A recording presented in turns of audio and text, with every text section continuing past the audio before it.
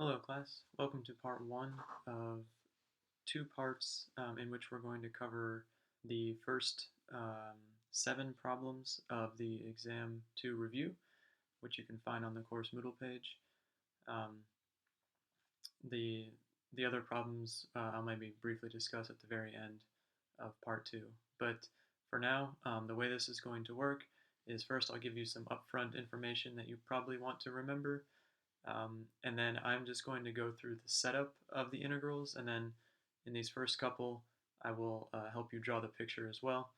Um, but starting with like number 3, I think, I'll have the picture already drawn. All right, so let's first remember some important facts about when to use shell versus disk washer method. You use shell method in the cases where let's say you have a function, everything in terms of y, but you're rotating about a horizontal axis. And conversely, if you have a vertical axis, but everything is in terms of x. And then when everything is in terms of x and you have a horizontal axis, you use disk washer. And when you have everything in terms of y and you use a vertical axis, you use disk washer as well.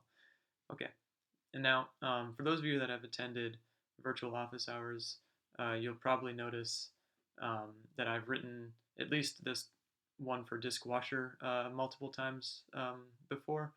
But essentially, what it says is that if the axis is behind or below the region, then your inner and outer radii, before you square them, right, and then subtract, it's always going to be function minus axis.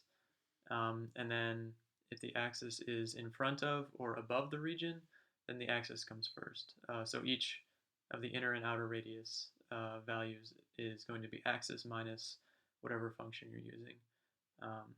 And I'll make note of that when appropriate. And then finally, for shell method, again, axis behind or below the region. You know that the radius, you only have a single radius now, since you're making cylinders in shell method. And you'll need variable minus axis to be your radius. So either x minus the axis or y minus the axis. And then conversely, if the axis is in front of or above the region, then it's going to be axis minus variable as your single radius. So once again, I'll make note of that when appropriate. Okay, so let's get into this. Part A of number 1, well, we're going to take the region bounded by the curves y equals 4x minus x squared and y equals x squared. So I did the work of actually finding out where they intersect. So at x equals 0 and x equals 2, well, the graph of x squared is going to go something like this, I think. And the graph of 4x minus x squared, well, it has zeros at 0 and 4, and it's an upside down parabola.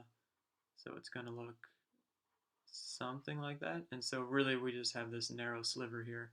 That is our region. And part B says first find the area. Well, you integrate over the, since everything is in terms of x, the x bounds of the region, so 0 to 2. And you just take upper minus lower. There's no pi, no nothing like that. This is just area. So the upper function is 4x minus x squared. And then you subtract x squared and integrate dx. Okay, so hopefully area is not too bad. Rotating about the x-axis, well, this is where you peek up at the chart. Okay, we have everything in terms of x, and the x-axis is a horizontal axis, so it looks like we're going to use disk washer. So what that means is we need an area function, a cross-sectional area function, a of x. So that's going to be pi outer radius squared minus inner radius squared. And now for these first couple examples, the axis is 0. Notice this is the line y equals 0. That's what the x-axis is. So when you come up here and say, oh, well, it's going to be function minus axis, since the axis is below the region, right? It's below this sliver here. It's going to be my function minus 0 in every case. Well, that's just the function itself.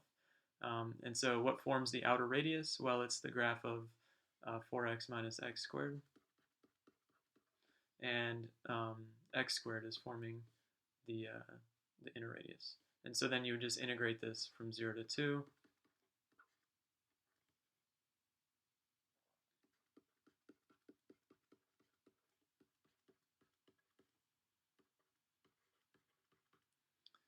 And this 2 is a limit of integration, so just to be clear. Okay, and now to rotate about the y-axis, well, I mean, you pick up at the graph, everything is in terms of x, and we have a vertical axis, so that's shell method. So the volume is integral from 0 to 2, which are the x bounds of the region, 2 pi, and now the axis is once again behind the region, so your radius is going to be the variable x minus whatever the equation, whatever the number for the y-axis is. Well, that's just 0, right? So it's just 2 pi x,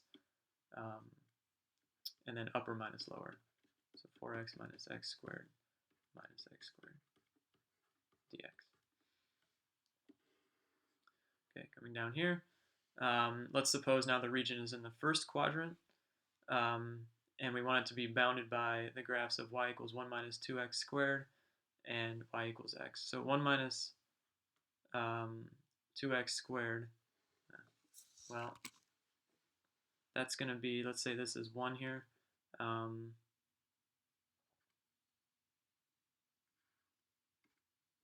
Then it'll look, when x equals 1, it'll look something like this. It's a bit steeper. And now the graph of y equals x is just like this. So really, it's just this region here.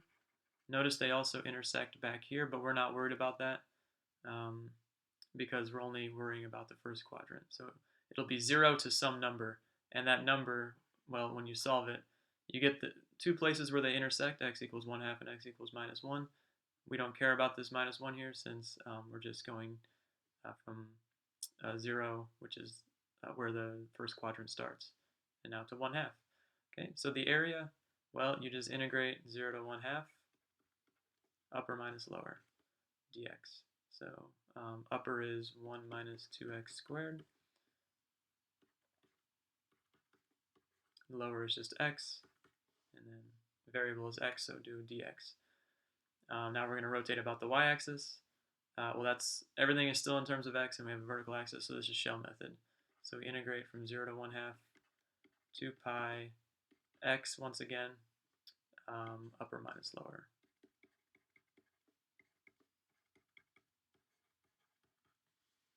Okay, and the way you do this is you would distribute all the negatives, simplify here, and then distribute the x. And then you just have a polynomial. So the integral isn't terribly difficult, I think. All right.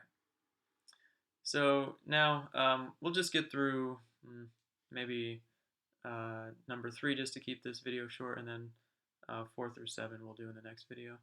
But here we're going to have the region bounded by x equals minus y and x equals y squared plus 3y. So here is the graph of those two lines. So here is x equals minus y, and here's the curve x equals y squared plus 3y. You'll notice when y is 0, x is going to be 0, so that's this mark here. And when y is negative 3, you'll also get x equals 0, since you'll get 9 plus negative 9. So that's that mark there. Hopefully you can see the hatches here. So that's 1, 2, and negative 3, right? And so it's a parabola that opens to the right, since it's a positive y squared. So it has to look something like this. This is just a rough sketch. You can find exactly where they meet, y equals 0 and y equals minus 4, just by solving the equation when you set them equal to each other. And this is the region we want. So part B is simply asking for the area. And so for the area, you just integrate over now the y bounds of the region, so minus 4 to 0. And then once again, you just do upper minus lower. Well, upper class means that which is farther to the right when everything is on its side here, i.e. in terms of y. So the line negative y is actually the upper quote-unquote function. And then y squared plus 3y is the lower function. And now we're integrating dy, right? Okay, rotating about the x-axis, I say this one is tricky in the notes or in the worksheet.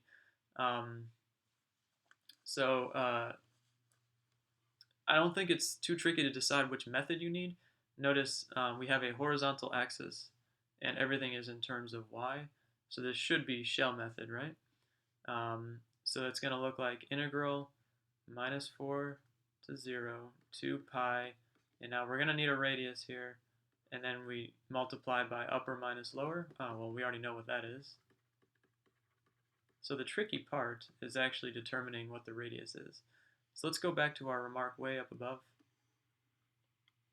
For shell method, if the axis is in front of or above, notice the x-axis is above the region, the radius is axis minus variable. So let's come back down here. In here, we're going to have axis minus variable, so there's going to be a minus y here. Well, now the x-axis is just formed by the line y equals 0. So really this is 0 minus y. And so in fact you just get negative y here, which is actually how I'm going to write that. Since 0 minus y is just negative y. Right. Okay, well in the next video we'll go over 4 through 7 and then a little bit of discussion about the remaining problems.